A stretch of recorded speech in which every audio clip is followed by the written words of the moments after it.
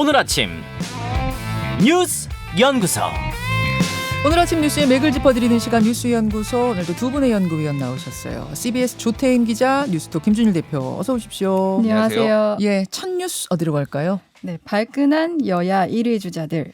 어제 대선 경선 TV 토론회가 여도 있고 야도 있었어요. 네. 어제 여야 대선 경선 주자들의 TV 토론회가 열렸습니다. 네. 더불어민주당부터 이제 살펴보려고 하는데요. 11번째 토론회였어요. 네. 토론회 시작과 끝은 화천대유였는데 민주당 토론회 한번 들어보시죠.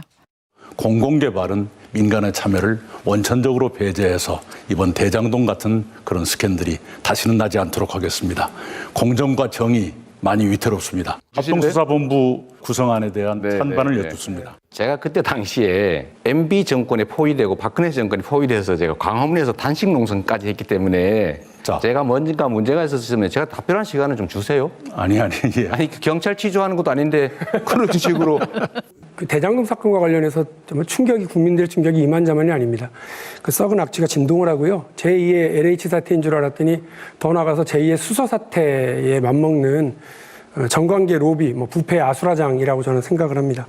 저는 그 사람들한테 개발 이익을 추가로 더 부담시켜가지고 더 빼앗았는데 적반하장이라는 말이 있습니다. 저를 의심하는 건 정말 타당치 않고요. 국민의힘에 책임을 물어주십시오. 애초에 후보께서는 국민의힘과 쿵짝이 되셔서 이재명 게이트로 몰아가려는 시도가 있었습니다. 더군다나 캠프에서는 MB에 비유하기도 했고요. 감옥에 있다라는 MB를 상상시키면서 추 후보께서 내부 총질하지 말라는 말씀을 늘 하시는데 왜 추 후보님은 저한테 내부 총질을 그렇게 많이 하십니까? 뜨거웠어요. 네. 뜨거웠어요.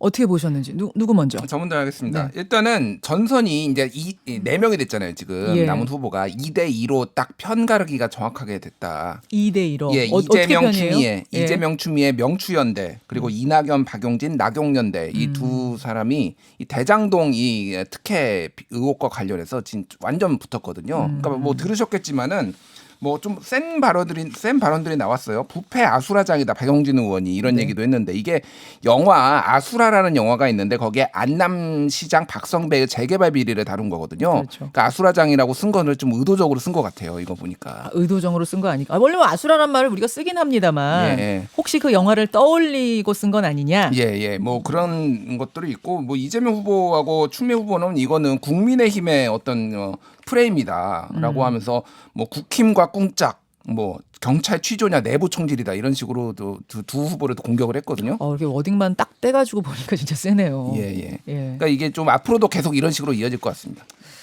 어떻게 보셨어요? 저는 이제 1위 주자, 그러니까 이낙연 전 대표, 이재명 지사의 신경전이 어제 되게 치열했던 것 같은데 네. 이낙연 후보가 이제 대장동 의혹과 관련해 합동 수사본부를 꾸려 수사를 받는 게 어떻겠냐 하니까 이 지사가 합수본을 꾸리든 나는 빨리 하면 좋겠다 이렇게 얘기하는 과정에서 이 전 대표가 중간에 말을 끊었어요. 그러니까 이 지사가 경찰에서 취조하는 것도 아닌데 답변할 시간을 달라 이렇게 좀 날선 반응을 보이기도 했고요. 네. 또 기본소득과 관련해서도 이제 두 후보 간 신경전이 치열했는데 이 전 대표가 기본소득이 양극화를 완화하는 것이냐. 그러면 김대중 노무현 정부에서는 양극화 완화에 큰 효과가 없었다는 것은 기본소득 안 했기 때문에 이렇게 따져 물었어요. 그러니까 이 지사가 모두 혜택을 볼 수 있는 방식으로 해야 조세 저항이 완화된다. 이렇게 답하자 이낙연 후보가 이제 반박하려고 하자 이재명 후보가 잠시만 있어봐라. 내가 말한 중에 좀 양보 좀 해달라.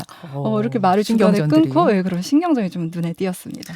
자, 민주당 경선 토론회가 그랬다면 국민의힘 토론회는 어땠는지 이것도 준비가 됐나요? 네. 듣고 보죠. 윤 후보님. 네. 남북 전력 지수라는 거 아시죠? 전력 지수요. 예. 한 말씀 좀 해주십시오. 네. 문성열이라는 말도 지금 SNS에 대해서 우리 어떻게 후보님이 생각하십니까? 만드신 거 아니에요? 모병장은 병력 몇 명으로 하실 생각이세요? 한 30만 하려고 그래요? 25만을 확 줄이겠다고요? 아니. 나라 말아 먹겠습니다. 홍준표 의원님 얘기하는 베네수엘라고는 직행 열차 핵무장 추진하는 순간 그게 현실화가 됩니다. 저렇게 유약해가지고 윤석열 후보에게 어떻게 질문을 대통령 바꾸겠습니다. 하겠다고. 묻겠습니다. 박영수 특검하고 중수부 계실 때 관계가 굉장히 깊었습니까? 그렇습니다. 박영수 특검에 대해서 지금 비리가 나오는 데 대해서 어떻게 생각하십니까? 저도 하여튼 그 진행 과정을 지금 지켜보고 있습니다. 김만배 대표 혹시 아십니까? 압니다. 근래에도 만난 적이 있나요? 전혀 없습니다. 7, 8년 전 같습니다. 대장동 사건이 그래 악취가 처음부터 났었는데 총장 계실 때 그 전혀 몰랐습니까? 전혀 몰랐습니다. 그건 몰랐으면 무능한 거죠. 글쎄 뭐 무능해서 죄송합니다. 2018년 이제 지방선거 때 당대표가 선거 유세 지원도 못하는 게 무슨 당이냐. 내가 거꾸로 하나 물어봅시다. 네네. 그때 윤석열 네. 후보는 그때 뭐 했습니까? 또 윤 후보 캠프에서 제 딸 이야기를 하던데 가족은 좀 건드리지 맙시다. 윤 후보님 부인하고 장모 예? 그 수많은 비리가 나도 제가 말 한마디 안 했습니다. 벌써 이렇게 얘기하시네요. 아니요. 진짜 이야기해 볼까요? 하세요. 오, 뜨거웠습니다. 긴장감이 쫄깃쫄깃하네요, 정말. 네, 어제 국민의힘 같은 건 이제 외교 안보 통일 분야 토론회였는데 어제 이렇게 들으신 것처럼 윤석열, 홍준표 후보의 공세가 집중됐었어요. 이제 앞서 윤 후보 같은 경우 청약통장 발언이 있었잖아요. 네. 그런 실수가 있었던 만큼 어제도 이렇게 상대 주자들이 윤 후보의 실수를 끌어내려는 인상이었는데 이제 들으신 것처럼 홍 후보가 남북 전력 지수라는 걸 아느냐? 남북 전력 지수. 네, 그러니까 윤 후보는 좀 말씀 좀 해달라. 아니, 전 모르겠는데 네, 그럼 알려주시죠. 뭐 이런 앞서 식으로. 이제 작게 공방 있었잖아요. 그거를 좀 연상케 했고요. 또 홍 의원이 문재인 정권에 실패한 국방부 장관을 데려와서 대북 정책을 만들었는데 이거 우리 당과 좀 색깔이 다르다.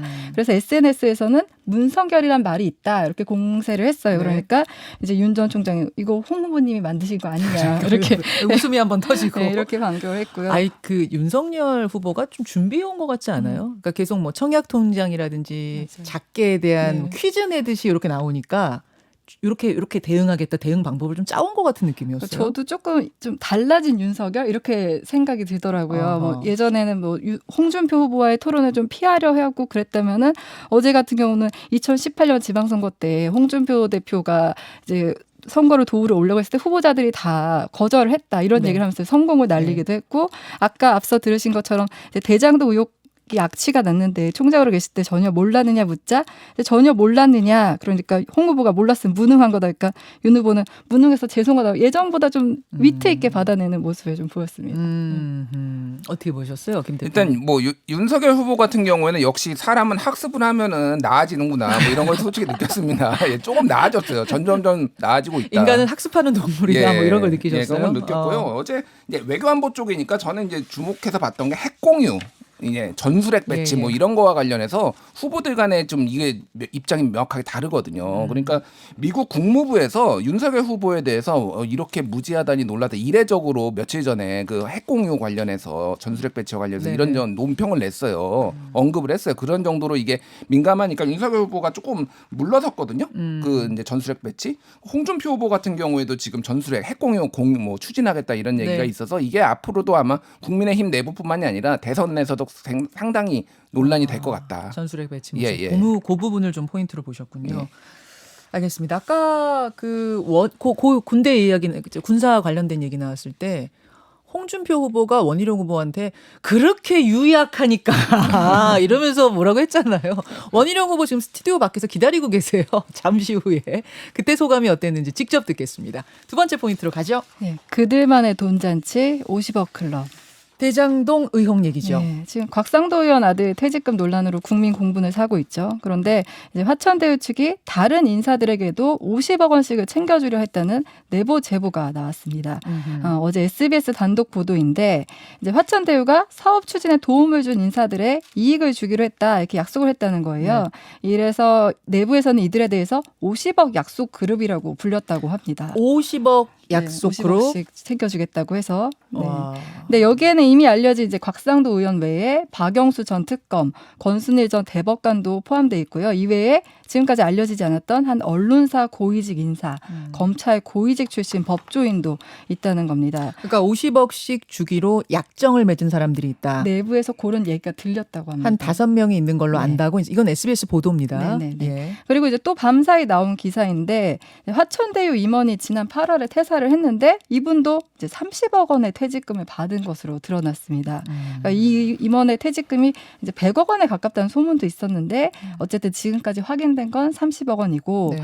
받고 공사 중인 아파트가 준공될 경우 거액의 돈을 추가로 받기로 했다고 합니다. 자, 이제 밤사이에 나온 조각들을 저희가 소개해드리고 있는 거예요. 이제 그게 한 조각이었고 또 다른 조각은 뭐가 있었죠? 네, 또 이제 윤석열 전 검찰총장과 관련된 뉴스 나왔어요. 네. 그러니까 김만배 씨 이제 화천대유의 최대 주주로 알려진 김만배 씨의 누나가 윤 전 총장의 아버지, 그러니까 윤기중 명예대 명예교수의 연희동 자택을 구입한 사실이 이제 확인된 거예요. 그러니까 윤석열 전 총장 아버지가 살던 집을 팔았는데 네. 산 사람이 김만배 씨 누나더라. 공교롭게도. 네. 어. 근데 구입한 시기가 2019년 4월 30일인데 네. 이때는 이제 윤 전 총장이 서울중앙지검장이었고 김만배 씨도 이제 법조 기자였어요. 예. 김 씨가 매입한 가격은 19억 원인데 이게 그때 당시 시세, 그러니까 평당 2천만 원 수준에서 거래가 된 건데 그때 당시는 평당 3천이 시세였다고요. 그러니까 시세보다 싸게 팔았다는 싸게 거예요? 팔았다. 근데 이제 이걸 어제 최초 보도한 열린공원 TV는 이것과 관련해서 혹시 뭐 뇌물 의혹들도 주장했는데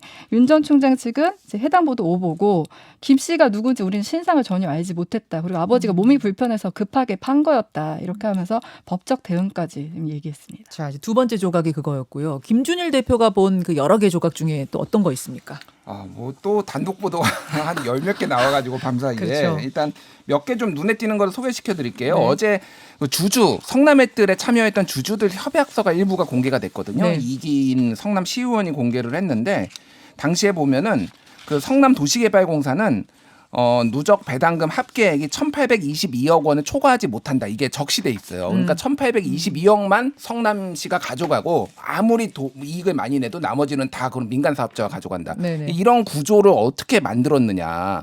그러니까 어저께도 소개시켰지만 하남에서 풍장지구였나요? 거기 만들 때 풍산지구. 풍산지구 죄송합니다. 만들 때는 초과 이익금에 대해서 시가 가져오는 것에 대해서 협약을 맺었잖아요. 네. 그거 벤치마킹했는데 어떻게 이렇게 들어갔느냐. 이게 이제 앞으로 경찰 수사 배임 에 관련해서 이제 들여다봐야 될 부분이죠.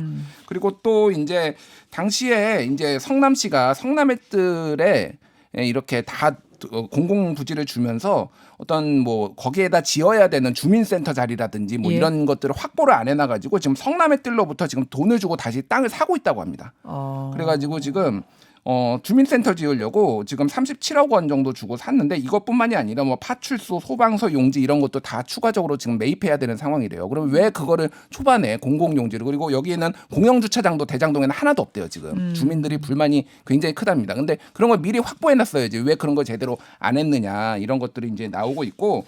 그리고 그 대장동 패밀리라고 불리는 그 이제 천화동인 펀드 천화동인의 3, 4, 5, 7호 소유주들이 지금 강남을 비롯해서 서울 일대에 다 건물 수백억 대의 건물을 매입한 사실이 조선일보 보도로 이제 나왔어요. 예. 최소 뭐 수십억에서 뭐 많으면 2, 300억짜리 다 여기서 수익을 얻어가지고 다 막 부동산 매입했다, 빌딩 매입했다 예. 이런 내용들이 지금 나오고 있고. 눈에 띄는 게 산재라고 50억을 받은 곽상도 의원의 아들이 그때 당시에 건강이 나빠졌다고 뭐 2018년 이럴 때 조기축구에 나가가지고 맹활약을 했다. 이거를 노컷뉴스가 보도를 했습니다. 그래서 2018년에 7번 이상, 2019년에 20번, 2000 뭐 이런 정도 참여를 해가지고 이게 정말 아픈 사람 맞냐. 이런 이명증을 회복하기 위해서 열심히 축구한 건 아니겠는가? 뭐 축구 뛰면은 더 이명증 생깁니다. 자, 그거도 있었고요. 또 하나는 그 화천대유 등기이사 4명, 이제 핵심 인물입니다. 4명 중에 1명이 이화영 전 의원의 전 보좌관이다. 이 부분이 드러난 건데 이화영 전 의원이라고 하면 이제 이재명 지사를 도왔던 측근이고 지금 킨텍스 사장이기도 하고요. 그렇다 보니까 이 관계는 어떻게 된 것이냐 이것이 나왔고 여기에 대해서 이제 이재명 지사가 또 답을 했더군요.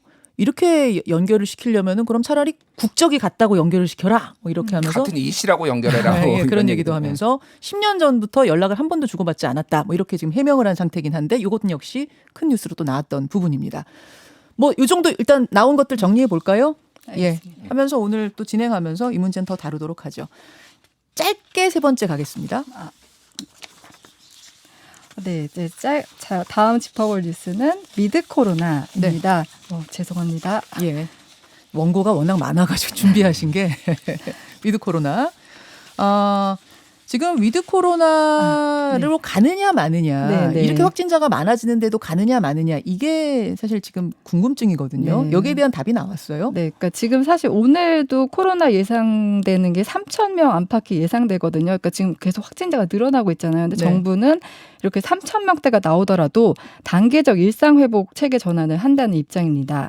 어제 권덕철 복지부 장관이 방송기자클럽 토론에서 밝힌 건데 이제 시기는 10월 말 11월 초로 예상됩니다. 그러니까 11월 초로 예상하는 거는 고령층이 90%, 일반 국민이 80% 접종 완료를 전제하는 시기인 건데요. 그러니까 3,000명대가 나와도 지금 의료 체계에서는 감당이 가능하다고 보고 이렇게 3,500명대까지 나오더라도 이제 전환을 하겠다 이 입장을 유지했고요. 그리고 이제 해외에서 시행 중인 백신 패스, 이게 백신 패스가 뭐냐면 다중이용 시설을 출입할 때 접종 증명서를 제출하는 제도인데 이 백신 패스 제도도 도입하겠다고 밝혔습니다. 위드 코로나를 가겠다는 입장을 어제 분명히 했습니다. 보건복지부 장관이. 그 이유는 너무나 지금 자영업자들, 서민들의 삶이 어렵다. 그러니까 백신이 어느 정도 수준이 되면 접종률이 올라가면 갈 수밖에 없다는 걸 다시 한번 확인했다는 거 전해드리면서 두 분간 인사드리죠. 고맙습니다. 감사합니다. 고맙습니다. 김현정의 뉴스쇼는 청취자 여러분의 참여로 이루어집니다. 트위터, 페이스북, 레인보우 게시판, 그리고 단문 50원, 장문 100원의 유료 문자 샵 1212, 우물정 1212 통해 참여하실 수 있습니다. 김현정의 뉴스쇼, 여러분과 함께 만듭니다.